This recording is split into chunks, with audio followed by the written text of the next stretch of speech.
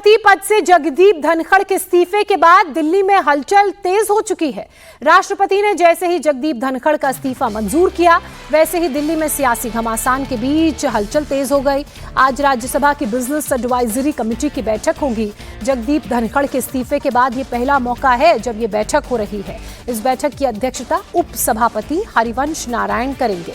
वहीं आज विपक्ष फिर से संसद में हंगामा कर सकता है। इससे पहले यह बैठक 21 जुलाई को होनी थी, लेकिन उसमें सदन के नेता जेपी नड्डा और संसदीय कार्य मंत्री किरण रिजिजू नहीं पहुंचे थे, जिसके बाद मीटिंग नहीं हो पाई। अब आज का दिन बेहद महत्वपूर्ण है क्योंकि आज बिजनेस एडवाइजरी कमेटी की ये बैठक होने वाली है और ध्यान देने वाली बात यह है कि इस बैठक की अध्यक्षता उपसभापति करेंगे। उपराष्ट्रपति पद से जगदीप धनखड़ के इस्तीफे के बाद से ही दिल्ली के सियासी गलियारों में हलचल तेज हो गई है। बड़े नेता एक दूसरे से मिलकर आगे की रणनीति तय कर रहे हैं।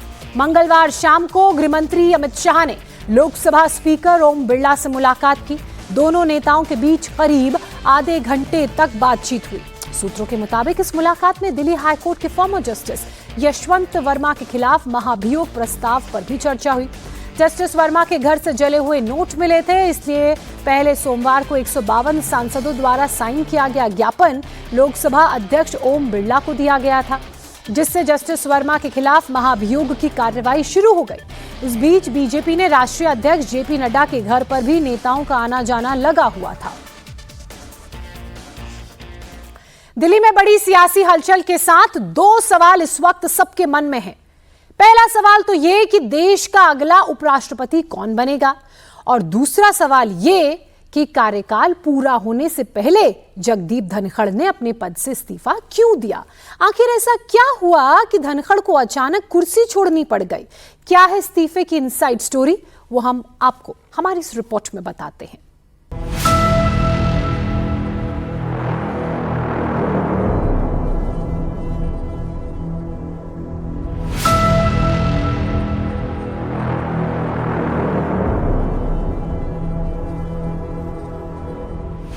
जगदीप धनखड़ के इस्तीफे की इनसाइड स्टोरी।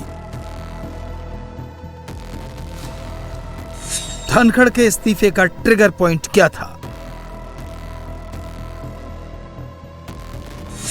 यह गृह मंत्रालय से निकला सरकारी गैजेट है, जिसमें उपराष्ट्रपति पद से जगदीप धनखड़ के इस्तीफे की अधिसूचना निकाली गई है।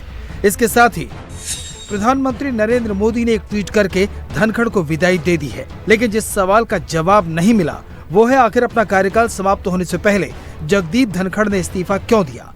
जगदीप धनखड़ ने जस्टिस वर्मा पर महाभियोग चलाने के लिए उस मोशन को स्वीकार किया जिस पर सिर्फ विपक्षी सांसदों के दस्तखत थे। वहीं लोकसभा में स्पीकर ओम बिरला ने ऐसा ही एक मोशन स्वीकार किया जिस पर सत्ता पक्ष और विपक्ष दोनों के 152 सांसदों के सिग्नेचर थे। राज्यसभा में जिस वक्त जगदीप धनखड़ मोशन पर नोटिस के नियमों का हवाला दे रहे थे, उस वक्त उन्हें कानून मंत्री अर्जुन राम मेघवाल ने बताया कि लोकसभा स्पीकर को ऐसा मोशन मिला है। फिर भी धनखड़ ने उन्हें तवज्जो नहीं दी। राज्यसभा में मोशन एक्सेप्ट करने के ऐलान के करीब 2 घंटे पहले ही जगदीप धनखड़ ने कांग्रेस अध्यक्ष मल्लिकार्जुन खड़गे से मिलकर विपक्ष का नोटिस एक्सेप्ट कर लिया था। ये बात सरकार को पता लग गई और रिश्तों में तल्खी उसी वक्त से बढ़ गई।